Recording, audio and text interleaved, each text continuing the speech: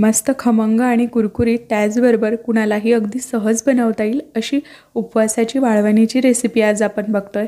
करायला अगदी सोपी आहे। चला तर रेसिपीला सुरुवात करूया।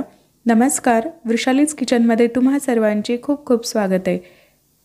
इथे मी 1 कप साबुदाणा घेतलेला आहे। वजनी प्रमाणामध्ये 200 ग्रॅम साबुदाणा आहे।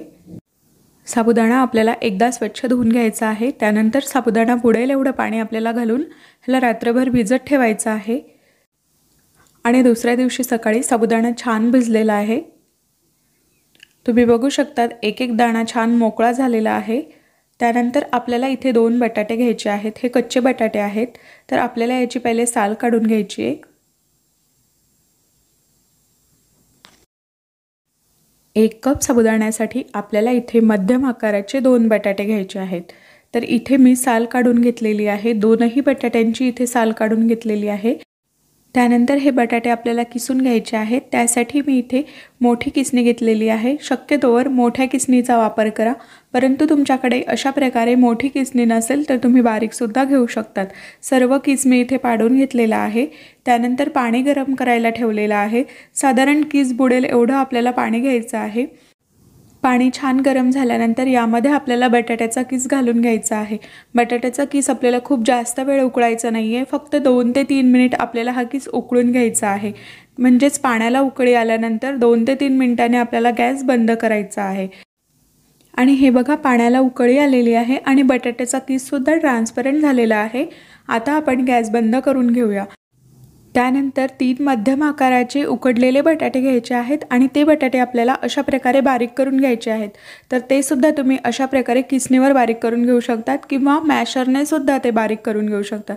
यामध्ये आपल्याला एकही गुठळी ठेवायची नाहीये। सर्व बटाटे अगदी व्यवस्थित बारीक करून घ्यायचे। तर सर्व बटाटे इथे बारीक करून झालेले आहेत। त्यामध्ये आता आपण भिजवलेला साबुदाणा घालून घेऊया। सर्व साबुदाणा यामध्ये घालून घ्यायचा आहे। त्याचबरोबर आपण शिजवून घेतलेला बटाट्याचा किस सुद्धा यामध्ये आपल्याला घालून घ्यायचा आहे। त्यातील पाणी सर्व निथळून आपल्याला तो किस या मिश्रणामध्ये घालून घ्यायचा आहे। आता यामध्ये चवीनुसार मीठ घालूया। त्याचबरोबर 2 चमचे आपल्याला यामध्ये जिरं घालायचे। त्याचबरोबर 2 चमचे यामध्ये आपल्याला लाल तिखट घालायचे आहे। तुम्ही लाल तिखटच्या ठिकाणी इथे हिरवी मिरचीची पेस्ट सुद्धा घालू शकतात।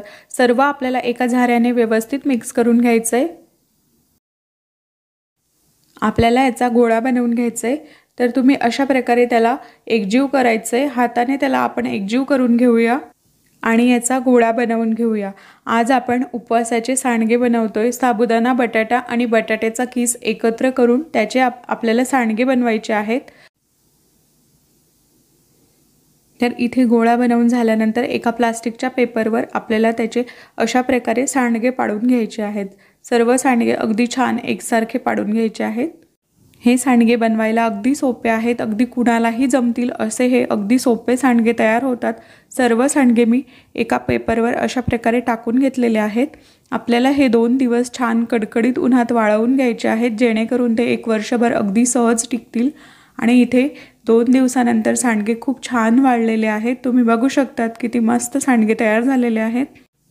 हे सांडगे आता आपण तळून बघूया। तर एका कढईमध्ये तेल घेतलेलं आहे। तेल खूप छान गरम झाल्यानंतर आपल्याला यामध्ये हे सांडगे तळून घ्यायचे आहेत। तेल कमी गरम असताना जर तुम्ही यामध्ये सांडगे तळून घेतले तर ते कडक होतात, छान खुसखुशीत होत नाही। त्यामुळे तेल आपल्याला व्यवस्थित गरम करून घ्यायचे। तुम्ही बघू शकता सांडगे खूप छान फुलतायत। करायला अगदी सोपे, त्याचबरोबर चवीला अगदी छान असे हे सांडगे तयार होतात। त्याचबरोबर हे सांडगे तळायला अगदी कमी तेल लागतं, कमी तेलामध्ये तळून होतात। तर छान खमंग आणि कुरकुरीत असे उपवासाचे सांडगे तयार झालेले आहेत। या वर्षीच्या वाळवणीच्या रेसिपीजमध्ये तुम्ही सुद्धा हे सांडगे नक्की बनवून बघा। आणि आजची रेसिपी कशी वाटली हे मला कमेंटमध्ये नक्की सांगा। आजचा व्हिडिओ आवडला असेल तर व्हिडिओला लाईक, कमेंट आणि जास्तीत जास्त शेअर करा। त्याचबरोबर वृषालीज किचन चॅनलला सबस्क्राईब करा आणि शेजारील बेल आयकॉन सुद्धा क्लिक करा, जेणेकरून तुम्हाला माझ्या नवीन व्हिडिओचे नोटिफिकेशन मिळेल। परत पुन्हा भेटूया अशाच एका नवीन रेसिपीसह। तोपर्यंत बाय बाय।